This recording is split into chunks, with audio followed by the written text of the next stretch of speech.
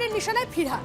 খিদিরপুরে অপমানের বদলা নেব, মুর্শিদাবাদে ফিরহাদ ঢুকলে কলার ধরে বদলা নেব, পারলে আমাকে জেলে ঢোকান, আমি কি করতে পারি জেলা প্রশাসনকে দেখাবো। রাজ্যের মন্ত্রীকে চ্যালেঞ্জ ছুড়ে হুঁশিয়ারি জনতা উন্নয়ন পার্টি।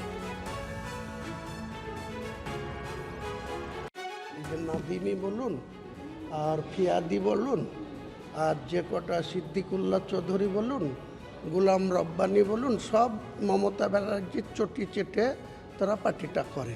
এই চটি চেটাদের হুমায়ুন কবির ভয় পায় না। আমি চ্যালেঞ্জ করছি, আমাকে খিদিরপুরে যেভাবে ববি হাকিমের ওই শাহবাজের নেতৃত্বে যে ধরনের আচরণ করেছে, আমি মুর্শিদাবাদে ববি হাকিম যেদিন ঢুকবে আমি নিজের নেতৃত্ব দিয়ে ববি হাকিমের কলার ধরে আমি তার বদলা নেব।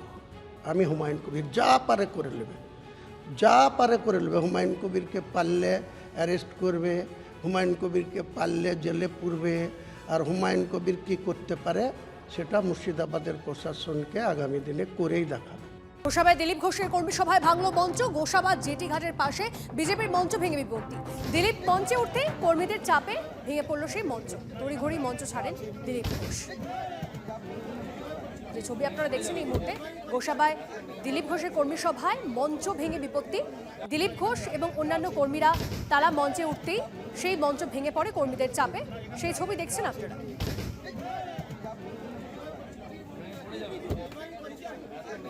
এবং আপনাদেরকে জানিয়ে রাখি যে এই মঞ্চ ভেঙে পড়ার পরও দিলীপ ঘোষ তার এই কর্মী সভা চালিয়ে নিয়ে যান। ভাঙা মঞ্চ থেকেই তিনি কর্মী সভা সেখান থেকে চালিয়ে নিয়ে যান। গোসাবায় যে মুহূর্তে মঞ্চ ভেঙে পড়ে সেই মুহূর্তের ছবি আপনারা দেখছেন। এরপরেও দিলীপ ঘোষ তার কর্মী সভা এগিয়ে নিয়ে যান।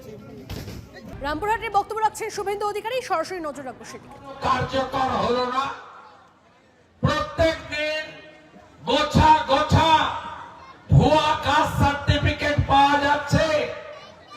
সেখানে এসটি এবং এসসিদের যারা বৈধ নয়, কখনো দুয়ারে সরকারের নামে, কখনো মুখ্যমন্ত্রীর কোন কর্মসূচির নামে টেবিল আর চেয়ারে বসে যাকে তাকে এসটি সার্টিফিকেট দেওয়া হচ্ছে।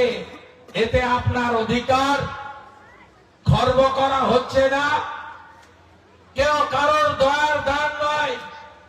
পশ্চিমবঙ্গে চাকরিতে সংবিধান মেনে 22% শিডিউল কাস্ট আর 6% শিডিউল ট্রাইব রিজার্ভ রয়েছে।